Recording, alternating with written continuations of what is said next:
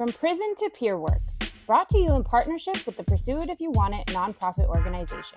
Join us as we explore these powerful narratives that not only highlight the struggles, but also celebrate the victories of individuals who have used their past as a stepping stone to build a promising future. We delve deep into the lives of individuals who have turned their experiences into powerful stories of success through the strength of resilience and peer support. Stay tuned for episodes that promise to be as enlightening as they are inspiring. Warning, these videos are uncensored and unrehearsed.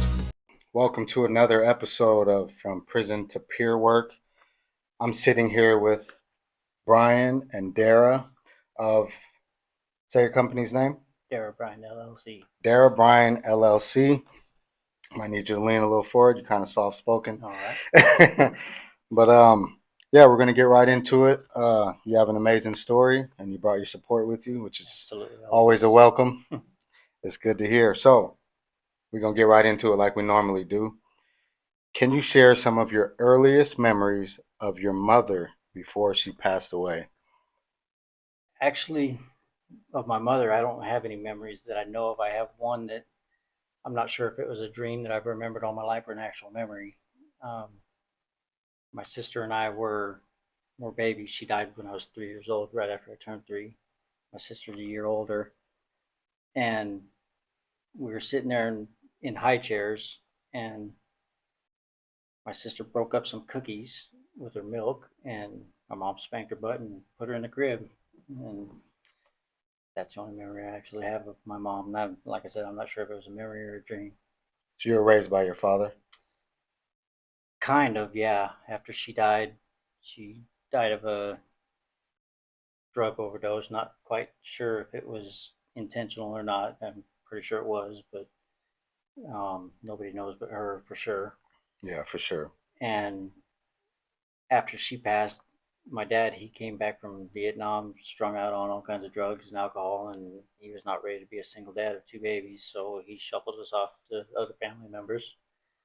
And we kind of bounced around for a few years until we were married and took us back. So next question is, how did your father's addiction affect your childhood? Pretty much raised ourselves. I mean, he, like I said, he was not ready for babies, and he just kept making them. How many siblings was in the household with you? I have 2 younger brothers and an older sister. So you're almost the middle. Pretty close, yeah. Pretty close. What was it like moving frequently during your earlier years? You know, I don't really remember a lot of it until I was like 5. I remember once he remarried, we moved into an apartment building, and then his new wife at the time had my first younger brother. And I pretty much remember him being born on my 5th birthday, and from there on I kind of remember, but any time between there and 3 years there, I don't remember. So let's talk about some of the stuff you do remember from moving around after you said your sibling was born on your 5th birthday. Oh, 5th birthday. So you guys have the same birthday. He was actually born on January 10th, but we were celebrating my birthday on that day because it was a weekend. And I always say he ruined my 5th birthday party. So it was your 5th birthday party, but Yeah. not, you guys don't have the same birthday. Right. Still, that's pretty phenomenal. Right. Yeah. And then as far as early memories go, we lived in an apartment for a while. Then we moved into a house that my grandfather built for us, and just kind of enjoyed being a kid for a minute. Yeah.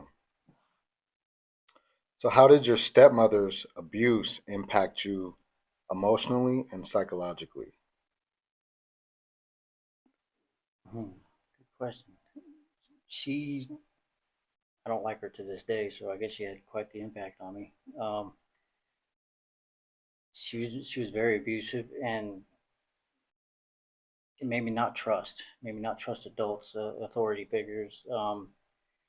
Any woman after they got divorced, any woman that he brought home, I never really liked or gave a shot to because of her.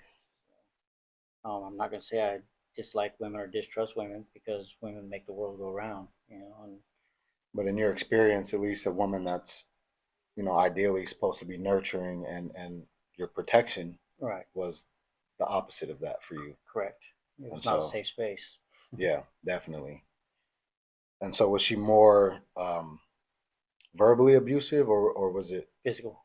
physical? Yeah, I mean, any little infraction of any kind of rules that she might have made up at the time, or her mood or whatever, she'd just beat the shit out of me. And then when she'd go after my sister, I would do something stupid to take the attention off of her, and I'd take it. You know, So you protected her, not necessarily. You did it kind of vicariously through your behavior rather than like physically standing in front of your sister. You would go do something right. to draw the To attention draw so the that attention, I'd you say would. something stupid that I know would get her attention, and she'd shift focus and forget about beating on her, and I'd take it. It's just what I Yeah, do. the things that we have to learn when we're navigating trauma without any tools, Correct. like that's a pretty chivalrous tactic to protect your sister rather than just, don't touch her. You're Right. like, all right, I'm gonna go over here and throw this vase on the ground, and she'll hear it crash and then come kick my ass. Right. Yeah, it is. So can you describe your relationship with your sister growing up? Growing up, she's my older sister. She's only a year older than me, but she was the only constant I've had in my life. She was always there. She was like a mother figure, but she was a baby herself. But until until she turned about 13, 14 years old, she was there always. And then when she got into drugs and partying, she went on to live her life. We were still pretty close up until 18, 19 years old. But as far as her being around to look out for me, then she wasn't really there too much after 13, 14 years So old. in her teens. Yeah. So did your relationship counterbalance any of that kind of mistrust or what you were given as your perception of how a woman should act or a female when you're saying, I don't hate females, but I don't trust a lot of them because of your stepmother. Like having a sister, did that add any kind of balance to that? Yeah. I mean, I didn't distrust all females, just females in authority type roles. Parent Parent, type yeah. roles? Okay. You know, Yeah, that makes more sense. yeah, it was, yeah, because my sister, she was always there, and she wasn't in that authority type role, but she was always there for me to make sure I ate. When there was food, she'd make sure I'd eat it and cook it, and she was there. Okay. What would you say led your sister to introduce you to weed at such a young age? I can't say what her motivation was, but it was my 13th birthday, and my dad and all his friends were out in the living room smoking and drinking, partying, doing coke or whatever they're doing, and So she's 14 at this time. she's 14, and I was in the kitchen making a bowl of cereal for dinner. She came in and said, "Hey, come on in here. I had cereal for dinner last night. Right, Still a thing. right. It still happens." Yeah. So she said, "Here, I got something for your birthday." I said, "Oh, hell yeah, someone remembered. Cool." So I went in there and she, "You want to get high?" I don't know what to do. She goes, "Well, it's gonna get you high. It's gonna make you feel good." And I didn't really know if I felt bad or not. I just, okay, sure, I'll try it. And we smoked, and that was pretty much all I wanted to do from that moment on, is find that new high. So, what role did sports play in your life before you lost interest? That was my outlet. I was a wrestler. I played Pop Warner football. I played on a baseball team, and it gave me something to do. We grew up in a little small town, a little small neighborhood, and everybody knows everybody, and it was just, I enjoyed doing it. It was, like I said, it was my outlet. It was, when I get frustrated, I go wrestle. I go play football or whatever, and it was cool. And when I started smoking, I pretty much lost all interest in everything. Yeah, I was a pretty angry kid, and football was a wonderful, Right. wonderful therapeutic tool. Right. I made the All-Star team because I was so angry. I didn't stick with it long enough. What town? It's Gardnerville, Nevada. I grew up out there in Nevada. Okay. Gardnerville, Nevada. Yeah. How did your academic performance change after you started using? Well, I went from pretty much straight A student to just barely passing to get to the next grade. I lost all interest. I could do the work. It wasn't hard, but I was pretty much high in school, and if I was in class, I was drawing or something. I wasn't paying attention to what I was doing. Just like I said, I'd just get whatever grades I could just to get through the next one. Did you graduate? Oh no, I graduated 8th grade, and that was the last one I actually finished. Yeah, me too. Before I actually got my GED in the county. Can you recount your first arrest and what it was for? My very first arrest was at 13 years old. My sister took me to the 7-Eleven out there in the neighborhood. In Nevada. Yeah. I had $20 in my pocket, and I wanted to see if I can get away with stealing something. So I put a Bic lighter in my pocket and tried to walk out with it, and I did not get away with it. And was that a juvenile incarceration, or was that a court thing? That was, like I said, it was a real small little town. The cops came, got me, put me in handcuffs, took me home. My dad beat my ass all the way to the parole officer's house. And it was pretty much a don't do it again type thing. The ass whooping was good enough, I guess. So, I didn't really get in any court trouble over that. But you did do it again, or something similar. So what led to your subsequent arrests before you turned 18? My next 2 arrests were just pure dumbassery, listening to friends. Peer pressure. Oh yeah, peer pressure. Yeah, we were on our way to get some milk one night, and we were in my brother's car, my older stepbrother at this time. My dad remarried, and he's driving us to the store to get some milk. And a friend of mine said, "Hey, let's stop here and get some alcohol."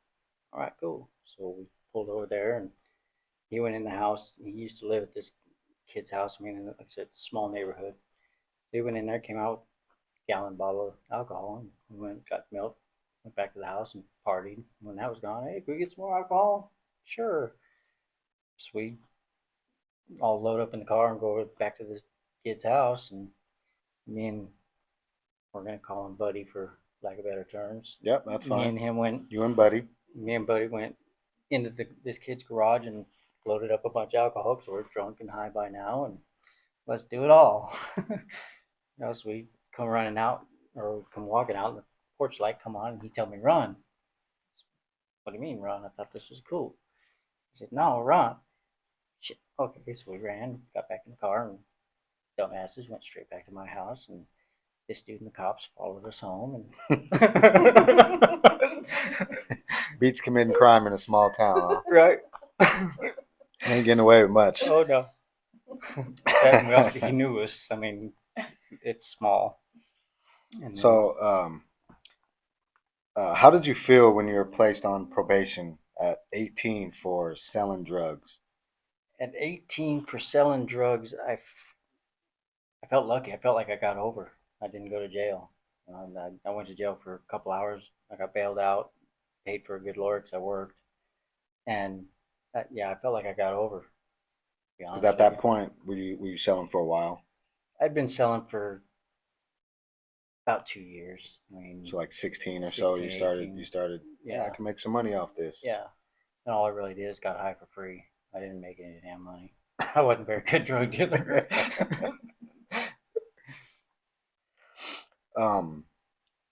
What was your experience like during your first prison sentence for assault? My experience, my first time through. And was that in Nevada as well? Your first? My first one was in California. I went over to California and caught an assault case. My first time in was, to be honest with you, it was scary at first. I mean, here I am, barely 19 years old, just rolling up into San Quentin and them kind of places, and and just come out of this little small ass town. You have no idea what's going on. The only thing that was good is my uncle, who was always in my life, pretty much groomed me for prison. I mean, unintentionally, but that's all he knew, and he was all I was around. So that's kind of how he taught me. So I pretty much knew about respect. I knew integrity. I knew how to carry myself to where I can walk a yard. And so the first time in was, internally I was scared. Externally I didn't show it.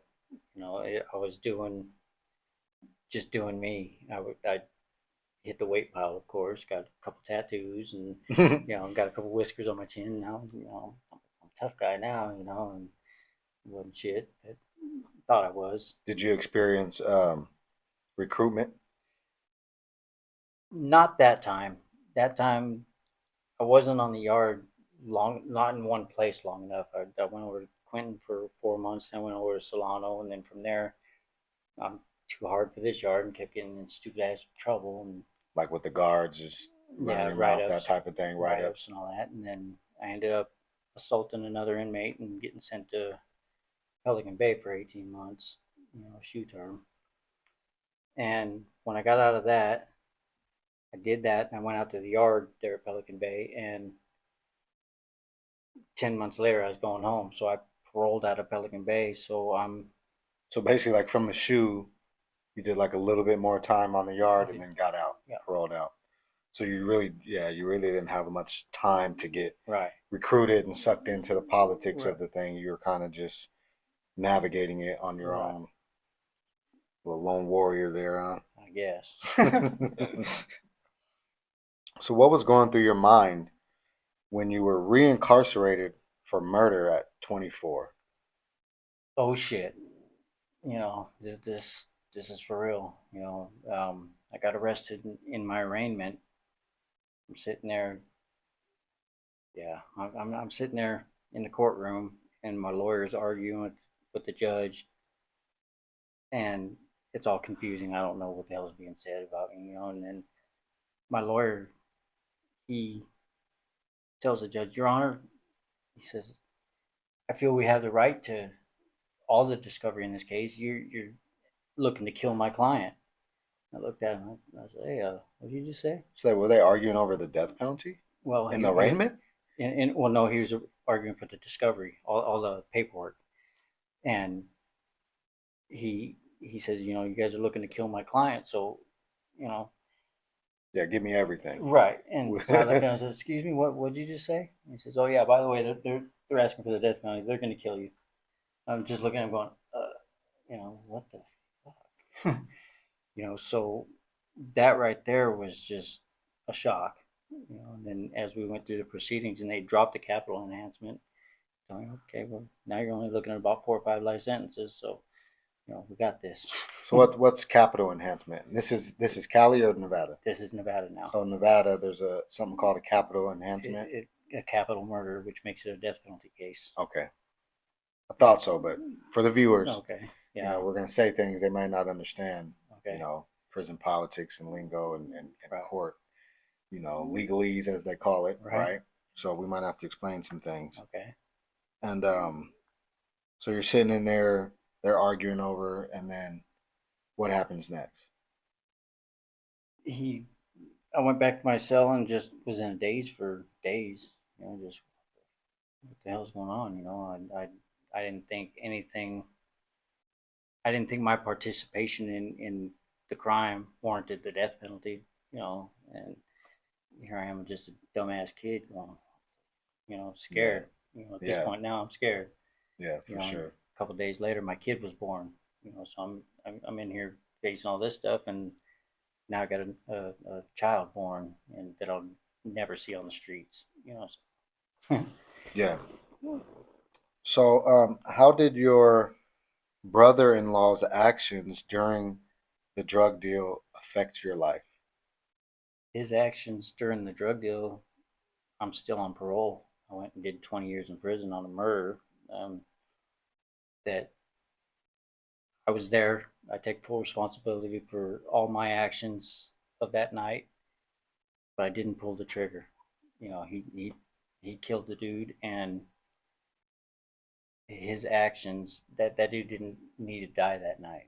Yeah, I was going to ask that, and I was going to ask you, in your opinion, did you, No.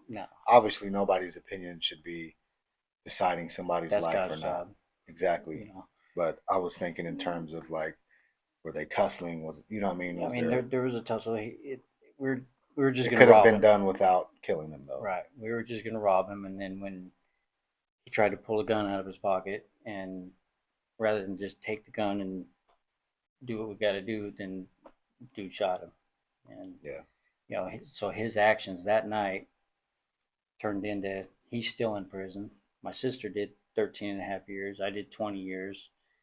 This is almost 30 years ago. I'm still on parole. I'll be on parole for till 2050. Pretty much a life sentence. That's when I'll outlive it, which is, And this is you're on parole from Nevada, yeah. and you're even though they transferred it to Yeah. Washington. Yeah. So what was your mindset when you vowed to stay sober 3 years into your life sentence? Okay. My mindset. I went to the hole, and it's a little 5x8 box, and it was right after right before the 4th of July. Actually, one of my homies asked me, "Hey, Marcelli's acting crazy. Can I put this bag of wine in your house? We'll drink on the 4th of July." Shit, yeah. Throw it under my bed. So we did that. Well, they came around and did a wine suite, and busted me with it. Which they do before holidays. I found out that day they didn't. Where it just came from, they didn't do that. So I learned. Yeah, and so I went to the hole, and about 3.5, 4 days in there, I'm just looking around, just going, what is wrong with you? You know what I mean? I'm in prison behind a drug deal gone wrong where a man lost his life. Now I'm sitting in jail inside of a jail or a freaking bag of alcohol. There was something's got to give. And then as I started looking back, all the trouble, not all, but most of the trouble I've been in my life has been behind drugs and alcohol. So light bulb, here we go. This is what I got to do. So I decided, okay, I'll never touch either one of them again. And to this day, I haven't. That's commendable. Yeah. And so on this bid, you're 3 years in when this decision happens. Yeah. Were you recruited during this bid? And then how was it, having the murder jacket? Was there extra kind of clout involved with was it easier essentially to be in the kind of hierarchy of the prison system knowing that you were in there for murder versus like a drug hit and run or something, right? After I made that decision, they tried to recruit me when I first got in there, when I first hit that yard, and I didn't want no part of it. I mean, I'm here. I'm doing me. I've seen how you guys run your gangs. You got 6 different gangs that are supposedly against yeah, but they're supposed to be against everybody, but they're actually only fighting amongst themselves. Yeah. And that to me didn't make any sense. I didn't like the politics of how they ran anything. And I grew up in a little tiny ass town. I'm not a gangster. Yeah. I don't So want all that was just didn't Yeah. sit right with you, didn't mesh with you. It didn't. And when they asked, I respectfully declined.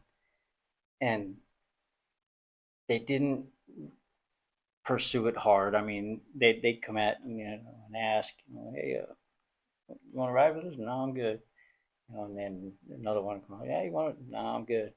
And then after a few years, you're there 4, 5, 6 years. Now they finally figured it out. It is, He's just a solid dude. Leave him be. Right. He can do his time. And as far as having that case, yes, you are at the top of the hierarchy in there. I mean, it's nothing to be proud of, but No. It's you are at the top of the food chain in there, and people basically leave you alone.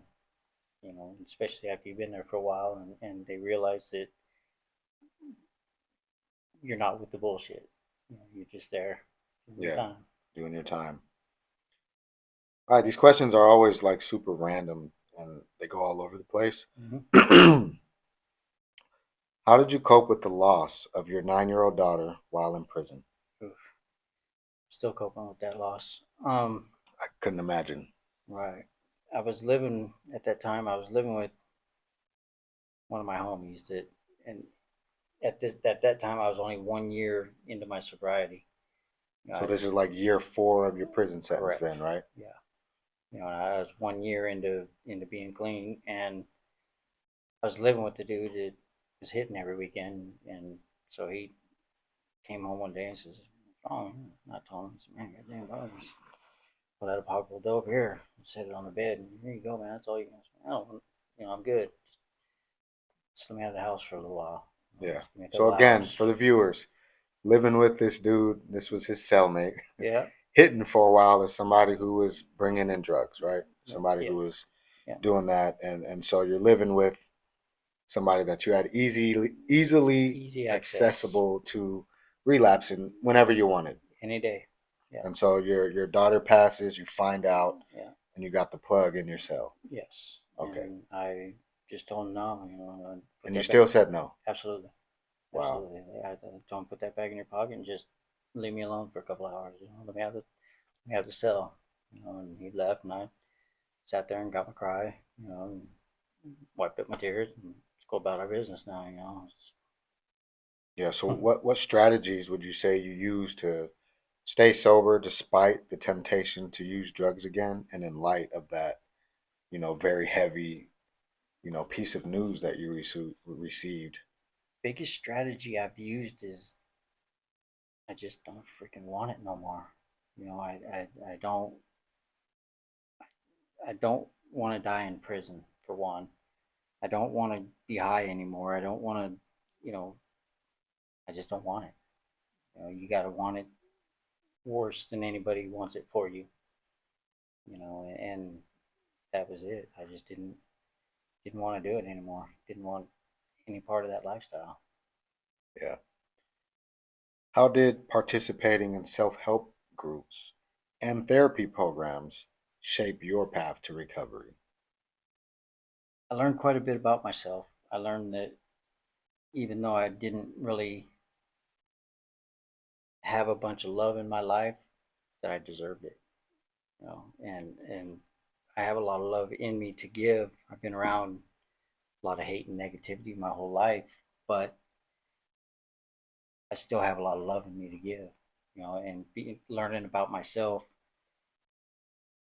I I realized that I actually deserve to be loved, even though I haven't really been shown it in my life. Yeah. All right, Brian, you're the first lifer so far on the show. What was it like to finally be granted parole after 20 years? Honestly, it was scarier than going in. It. Please elaborate. I use the analogy that I went from the Flintstones to the Jetsons in the blink of an eye. Mm. I went in 1990.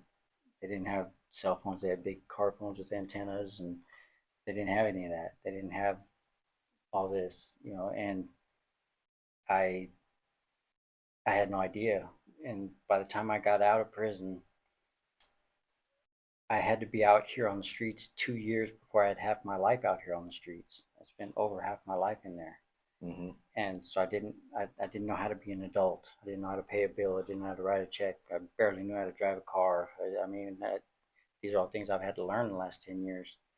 And to be granted that parole, I wanted it. And I went in there and I told the parole board on my 20th year, and I told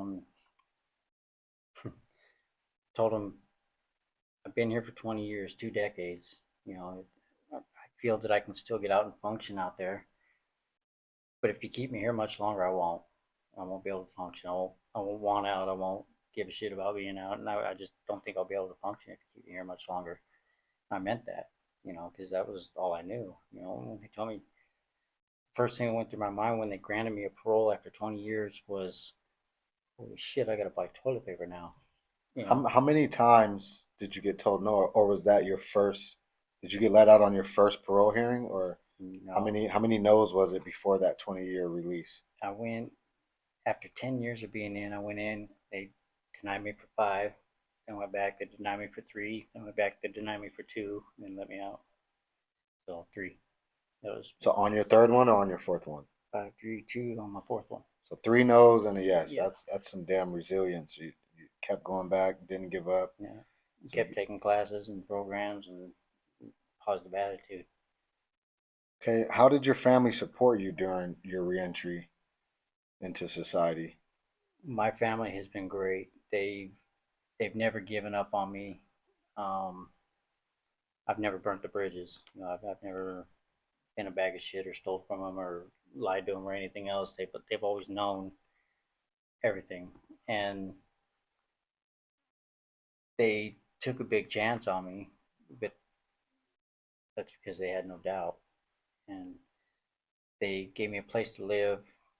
They fed me, they clothed me, they loved me, they supported me in any way they could. They let me work in their yard doing yard work until I was ready to get out into society and get an actual job. And they didn't put any pressure on me. They just let me do things at my own pace. Which is the next question. So it's a great segue. What challenges did you face in finding work after your release? Finding work, it was kind of hard. For about 2 months. I'd go put in applications everywhere I went, in walking distance, probably about a mile. So I'd go put in applications, and all the fast food places, all the Walmart, Denny's, I mean, you name it, I put in an application for it. And I remember, I don't know if I can say the name of the place, but one of the fast food places I went in, and there was like 3 kids that were doing open interviews. Mm-hmm. So there's like 3 youngsters in there with their applications in their hands. I sat there and filled one out and got in line, and they all 3 handed the lady their application, sat down, interviewed, got up, shook her hand, left. Come my turn, I hand her my application. I go to sit down. She said, "Yeah, don't even bother sitting down." Well, why not? They got to, we don't hire visible tattoos. So I'm not a visible tattoo. I'm a human being, Yeah.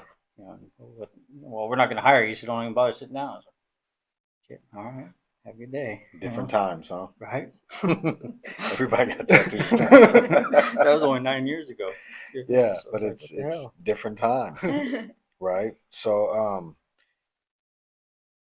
how did you manage to buy a home despite the obstacles? That I'm still not quite sure about. I moved to Humboldt County. That when I paroled out of Nevada and I went to California because that's where I had family at. And then from there, her and I we got back together, and I moved up northern California to Humboldt County, and I got a job in a sawmill up there. And I was living in a tent because I couldn't find any place to rent. That's actually harder than buying a house when you're on parole. Yeah. And so I said screw it and tried, and I got a loan, to buy a home, a first time home buyer, and all that. And This was in Nevada no, still? this is in California. Or in California? Yeah, right there. It was like my dream come true because you had the big trees, big redwoods in my backyard, and the ocean on my front yard. It was like, So when you paroled, it was to California? yeah. Okay, so Yeah, that's where I had family. All my family in Nevada while I was in pretty much died off. So the only family that I really had left that were in any kind of position to help was in California. So that's where I went. I'm guessing, I do not like to make assumptions, that your 7th grade girlfriend is your wife? Yeah. Okay. So can you describe the process of reconnecting with your 7th grade girlfriend? Well, as I got out, I heard about, when I was in, I heard about Facebook and people having friends that they don't know, that they're not actually friends with, and I didn't understand how you can have a friend that you don't know. Right. I didn't get it. But so when I got out, I started playing with Facebook, and I would send friend requests to people I did know. I'd get friend requests from people I didn't know, and I'd accept them just to say hi and hey, who are you and all that. And then I'd look up all my old friends that I grew up with, and I looked her up a couple times, and with every one of them, I sent them a message: "Hi, how have you been? I've been away for 25 years. How you been? Yeah. With her, I sent her the same I wrote the same message like 3 or 4 times. I just couldn't send it. I don't know why, but I just couldn't push go. And then one day I was at work, and I looked her up again, and I wrote the message: "Hi, do you remember me?"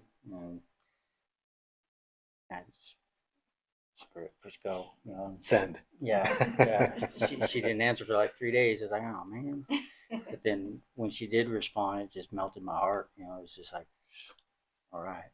Do you remember how she responded? Yes, it is me. And I sent you a photo. And then A photo of you in 7th grade? Yeah. of us as Wow. kids, right? Okay. Yeah. Very nice. Very nice. So, how did your shared interest in music and positive conversations influence your relationship? And what inspired you to get married and start a new life together? Our love of music, that was, I mean, we both, that's our thing. We love music, all genres. It doesn't matter. We listen to music, and we'd send each other every morning. We'd wake up, and, good morning, how are you today? And send each other a song, and as our friendship developed, songs started having messages, and it just kind of As they escalated. should. Absolutely, as they all do, and it just escalated, and I was in love immediately. I don't know if it took her a little longer or not, but but yeah. Then as we got together and got to talking, and realized that this is beyond us. This is the universe here. Because there was no stopping it once we started, and yeah, we got married, and that's just the right thing to do. I mean, that's it. It felt right. It is right, and You were in California? No, I was actually in Washington. I came to Washington when I moved in my end of my seventh grade year, which is when that's how we broke up. Yeah, we broke up because I moved, and I was And so you came out here to get married. Yeah. And you guys got married in Washington, and Yeah. you've been in Washington ever since? Yeah. Fuck yeah. Yeah. Right? I love a good love story. I Yeah. didn't see that one coming. No, Right? hop through all kinds of Yeah. states and channels and Yeah. whatnot. I don't even prep for the questions. I It's all stick good. them in the chat GPT and let them Yeah. generate off your bio, and then I read them right here. Yeah. So great. you have more preparation than me. So as we move on, as the title, from prison to peer work, right? Okay. Can you talk about the mission and goals of your business, DaraBrian LLC? You guys are both certified peer counselors? Yes. Yes. And that's it's new to us. We were babies in the business, but we have great big goals and aspirations. We just I've created negative ripples in this world, and now it's time to put some positivity back, and help out and assist, and just do good.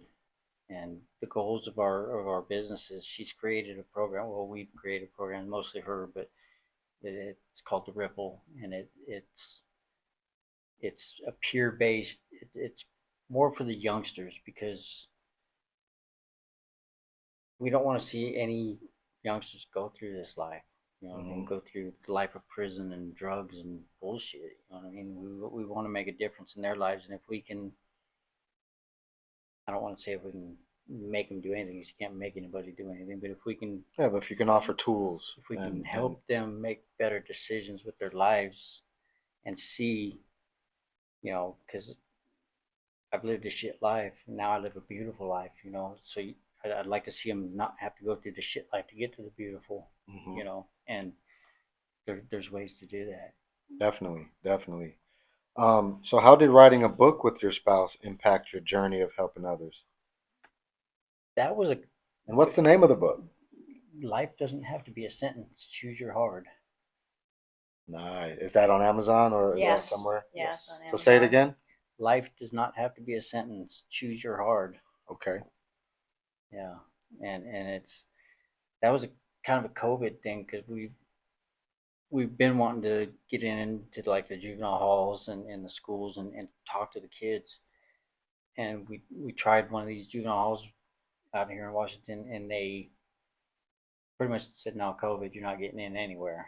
And we were just sitting there, and it's like, So have you gotten in since? not yet, but not I'll giving up. do what I can to help you get into, at least I have some connections in the community, and yeah, we'll make it happen, All right. Hopefully. Yeah, because we got into this to be youth speakers, and we've written speeches and all that to get up and do our speeches and with these kids, and we just haven't had a chance. We've done it once or twice already, but not in that forum yet. Well, think about schools. Yeah. Because before they go there, They're in school making bad decisions that lead Right. them there, right? Right. Absolutely. So if you could get into the schools, that could maybe Yes. pave the way into, Right. some of the lost students. Right. Because I met somebody that works in the juveniles, and the whole time we're having conversations, he wasn't calling them prisoners or kids in juvie. He was calling them students, Mhm. Okay. right? Yeah. And what are our children if nothing else? They're Right. students. Right. And Absolutely. it's our job as parents and community leaders to teach and lead them, Right. right? Absolutely. We can't make them do anything. Right. That's with any human being, right? A Yeah. 3-year-old, you can't make do certain things. Nope. You can pick them up and move them over here. Mm. They might run right back to that thing, right? So yeah, and that's just another aspect. And ever since then, since I had that conversation with that teacher, I've never referred to a juvenile as a juvenile. Yeah. Okay. They're students. Yeah, Makes sense. Right? absolutely. Makes sense. So, what are some of the most rewarding experiences you've had mentoring young people? The most rewarding is seeing a young person go from basically a drugged out zombie to a smiling, happy, healthy kid again. We've been mentoring an individual that's fentanyl got him, and the kid just was a great, great kid, but just the fentanyl. And then once he stopped doing that, he goes from being that to, just a happy, good kid, and the most rewarding thing is to see he's got goals now. He's trying to get his own place. He's got a job. He's clean. He wants to get into the peer work once he gets a year clean. And he just turned 18 years old, and he's 90 days into sobriety now, and wanting to Yeah, kind of, we definitely could use more peers, youth peers. especially that age, yeah. And I want to mentor young people, but I'm 53 years old. I'm not their peer. You know what I mean? So, but those are the ones I want to reach because I don't want to see them go through this life. Yeah. So, how do you approach working with at-risk youth who are struggling with addiction and other challenges? Just walk with them, just support them, just, you know, share my story and the roads it leads down. There's all kinds of different roads it can go. You continue on. It was the same way I raised my kid from a prison visiting room. I would never tell him what to do, but I would tell him, okay, this is what you're up to. Here's your choices. You choose. And I tell him, if you choose this way, this is what's going to happen. If you choose this way, this is what's going to happen. And he'd come see me a couple weeks later, and you're right, Dad. And I went down that road, and it sucked. Your call, buddy. Yeah. So to just support them and let them know that they do have options. They don't have to continue down that path. Yeah. I think one of the things that was really powerful too was to hear one of the youths just be surprised that people could love them and care for them that didn't have to. Right. And that was, I mean, it was like for me that just was really like Powerful. to hear that, because in his words he had felt like the community had thrown him away. And to me that was like, no kid should ever feel like that. Yeah, I remember feeling like that too. Yeah. I started my journey at 12 years old in the juvenile system, and I'm also on federal probation right now at 40. So it's ongoing, but it's much better than it was. Right. Way better. So, what message do you hope to convey through your mentorship programs? What message? Life is good. Life is, our message is through good choices, and you can create positive ripples in this world, and life is good. Life is beautiful. Life is it's so much better through clear eyes, and when you work hard, you get that paycheck, and it's not going to the dope man. It's going to put you a Harley in the garage, or a nice car, or clothes in your closet, or food, or whatever. It's the message is just life is way better than the alternative. Yeah. What advice would you give to someone who feels they are too far gone to change their life? You're never too far gone. I was quick with that one too. Yeah, you ain't. I mean, I've done life in prison. Here I am. I live a beautiful life. I own a home. I got a beautiful wife. I got all my dogs and cats, and I got Harleys in the garage. I got a beautiful, beautiful life. Now I'm in a position where I can reach out and help people. And it's never too late. You just got to want it, make up your mind, and stay consistent with it. Okay. Well, you kind of did this question, and that was you did share a success story of someone you have mentored through DaraBrian LLC, the young individual who's doing well and has a job. So, how has your past influenced your approach to helping others now? Like, I know you got your CPC certification, but using those tools and your past, how does your past really, what is your style? My style is just with shared experience. I mean, I've I've lived the drug life, the prison life, I've lived that life, and I guess my style is I'm a listener. I will listen, and I understand, and judgment free. Who the hell am I to judge anybody? So my style is just support them through their journey. Wow. Yeah. Brian, I'm really glad you came. I'm going to give you one last question. And then, as I do on these, you have three questions you can ask me. Whatever they are, doesn't matter. I fear no question. Um, right. How do you stay motivated and continue to grow personally and professionally? Stay motivated a lot through my beautiful wife here. She keeps me going. She's my motivation. That, and I know that we can make a difference. I know that we can keep kids out of jail and off drugs. I know we can. I'm motivated to do it and put these positive ripples back into life.